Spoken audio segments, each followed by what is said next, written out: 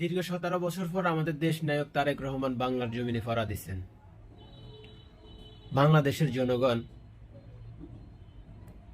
তারেক রহমানকে জনসমুদ্রের মাঝে গ্রহণ করে নিছেন। আমাদের দেশ নায়ক তারেক রহমান জনসমুদ্রের মাঝে একটা কথাই বলছেন যে তিনি ইয়ং জেনারেশনের হাত ধরে, ছাত্রদের হাত ধরে, ইয়ং জেনারেশনকে নিয়ে বাংলাদেশকে পরিবর্তন করতে চাই, যাদের হাত ধরে 24 জুলাই গণ অভ্যুত্থান ঘটিয়েছে, বাংলাদেশে স্বৈরাচার মুক্ত হয়েছে, তাদেরকে নিয়েই বাংলাদেশকে পরিবর্তন করতে চাই।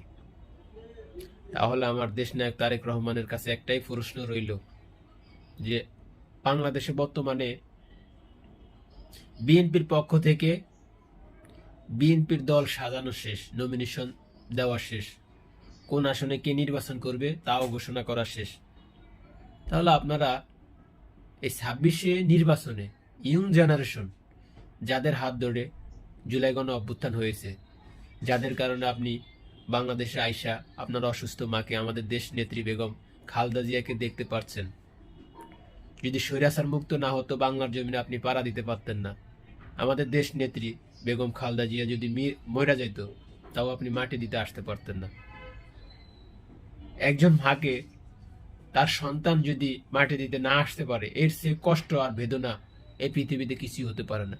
যাই হোক, জুলাই গণ অভ্যুত্থানের কারণে, আল্লাহর অশেষ রহমতের কারণে আপনি দেশে আসছেন।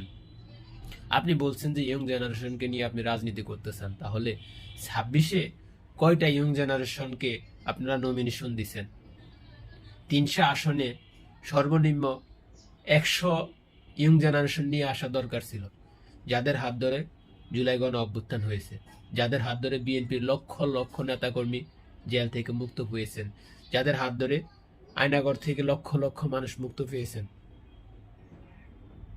তাদেরকে, তরুণদেরকে একটু সুযোগ করে দেওয়ার দরকার ছিল। কিন্তু আপনি কাদেরকে দিছেন? আপনারা কাদেরকে দিছেন? যারা বুড়া, হাঁটতে গেলে উঠতেই পড়বে, দুই চোখে দেখে না, যাদের কারণে 2001 সালে বিএনপি দুর্নীতিতে চ্যাম্পিয়ন ছিল, ম্যাক্সিমাম লোক তারাই আছেন। ইয়ং জেনারেশনের কারণে যে নতুন বাংলাদেশ, 24 জুলাই গণ অভ্যুত্থানের বাংলাদেশ, স্বৈরাচার মুক্ত বাংলাদেশ, দিল্লির দাবেদারি মুক্ত বাংলাদেশ, তাদেরকে তো সুযোগ দেননি। কথা আর কাজে যদি এক থাকে তাহলে বাংলাদেশের মানুষ সারা জীবন আপনাদেরকে ভালোবাসবে।